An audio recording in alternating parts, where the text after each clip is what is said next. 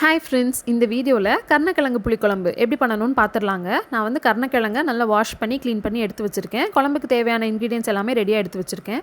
சின்ன வெங்காயம், பூண்டு, புளி, தக்காளி, குழம்பு மிளகாத்தூள், சாம்பார் தூள், கடுகு, வெல்லம் இவ்வளோ தான் தேவை. அப்புறம் அரைப்புக்கு வந்து தேங்காயும் சின்ன வெங்காயமும் கருவேப்பிலை, கொத்தமல்லி அவ்வளோதான்.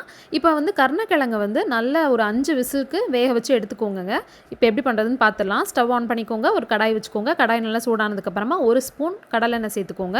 எண்ணெய் நல்லா காஞ்சதுக்கப்புறமா கடுகு போட்டு அது நல்லா வெடிச்சதுக்கப்புறம் வெங்காயம், பூண்டு போட்டு நல்லா ஃப்ரை பண்ணி விடுங்க. அது நல்லா கோல்டன் ப்ரௌன் ஆனதுக்கப்புறமா அரை தக்காளியை குட்டி குட்டியாக கட் பண்ணி போட்டுக்கோங்க. அதுவும் நல்லா ஃப்ரை ஆகி வந்ததுக்கப்புறம் நம்ம மசாலா தூள் சேர்த்துடலாம். குழம்பு மிளகாத்தூளும் சாம்பார் தூளும் போட்டு மசாலாவோட பச்சை ஸ்மெல்லாம் போனதுக்கப்புறம் ஒரு லெமன் சைஸ் புளி கரைச்சி வச்சுருந்தோம்ல, அதை வந்து உள்ளே சேர்த்துட்டு உப்பும் சேர்த்துக்கோங்க.